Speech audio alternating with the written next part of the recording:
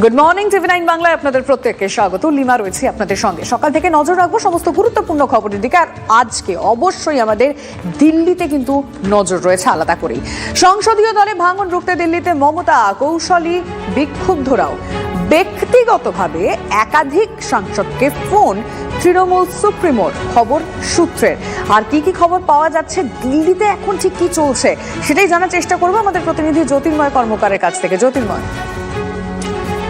দেখো, প্রাথমিকভাবে যে পরিকল্পনা ছিল আজ ৮ তারিখ মমতা বন্দ্যোপাধ্যায় যেদিন দিল্লিতে ইন্ডিয়া ব্লকের বৈঠকে যোগ দিচ্ছেন সেদিনই সংসদীয় দলের ভাঙন নিশ্চিত করে ফেলা, এবং সেই মতো একাধিক সাংসদ তারা দিল্লিতে আগে থেকে এসে বসেছিলেন এবং গতকাল রাতে দিল্লিতে এসে পৌঁছেছেন কাকলি ঘোষ দস্তিদার, দিল্লিতে এসে পৌঁছেছেন সুখেন্দু শেখর রায়।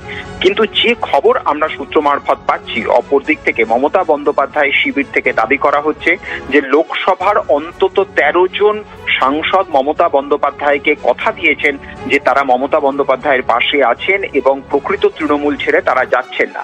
এর পাশাপাশি আরো বাকি সাজদা আহমেদ, খলিলুর রহমান, আবু তাহেরের মতো মুসলিম সাংসদরাও মমতা বন্দ্যোপাধ্যায়ের পাশে আছেন। স্বাভাবিকভাবেই ১৬ জন সাংসদ যখন মমতা বন্দ্যোপাধ্যায়ের পাশে থাকছেন তখন বাকি ১২ জনকে নিয়ে কোনোভাবেই এই পদক্ষেপ নেওয়া সম্ভব নয়। কিন্তু যে খবর আমরা সূত্র মারফত পাচ্ছি যে একাধিক সাংসদ যেহেতু তারা নিজেদের মধ্যে প্রতি মুহূর্তে আলোচনা করছেন, সেক্ষেত্রে তারা কোনো একটি পদক্ষেপ নিতে পারেন এবং শেষ পর্যন্ত তারা চমক দিতে পারে। কিন্তু যতক্ষণ পর্যন্ত না অ্যান্টি ডিফেকশন ল বা এক্ষেত্রে দলত্যাগ বিরোধী আইন অ্যাভয়েড করার জন্য যে পর্যাপ্ত সংখ্যা দরকার সেই সংখ্যা নিশ্চিত হচ্ছে, ততক্ষণ পর্যন্ত বিক্ষুব্ধ সাংসদরা কোনো চাল দেবেন না বলেই আপাতভাবে খবর। একেবারে জ্যোতির্ময়, তুমি সঙ্গে থাকো।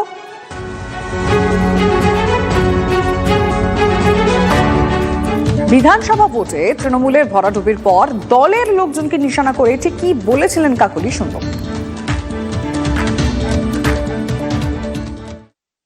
দুর্বৃত্তায়ন ঘটেছে সর্বস্তরে এবং সেই দুর্বৃত্তায়ন মধ্যবিত্ত মানুষ নেয় না, এবং যে অসৎ আচরণ ঘটেছে সেটাও মানুষ নেয় না। একটা অহমিকা হয়ে গিয়েছিল, সেই অহমিকাটাও মানুষ নেয় না। কর্মীদের মধ্যে ছিল, নেতাদের মধ্যে ছিল। আমি তো কারোর নাম করে বলতে চাইছি না, আমি বলছি যে ধরনের একটা ভাব এসে গেছিল যে দল ক্ষমতায় আছে মানে আমি যা খুশি করতে পারি, কিন্তু গণতন্ত্রে যা খুশি করতে পারেন না।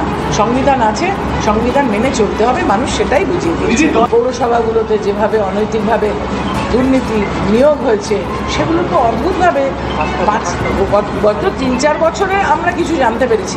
ভেতর ভেতরে কী হয়েছে তো কিছু জানতে পারিনি। ভেতর ভেতরে এরা যে করেছে সেটা তো আমরা কিছু উপর থেকে বুঝতে পারিনি, অন্তত আমি বুঝতে পারিনি। जिसमें हवा भर दिया, कुछ नहीं होने वाला है। मैं खड़ा हूँ दीदी के साथ और सदैव रहूंगा। मर जाऊंगा लेकिन दीदी के साथ खड़ा रहूंगा। अरे जो गद्दार है उसको गद्दारी करने दो, जो अच्छा है निकल जाए। জানি না, তাদের সাংসদরা তো আছেন, তৃণমূলের নামে থাকবেন কি অন্যভাবে থাকবেন। যেমন পশ্চিমবাংলায় অপারেশন হয়ে গেল, আমার মনে হয় ওখানেও তাড়াতাড়ি অপারেশন হয়ে যাবে।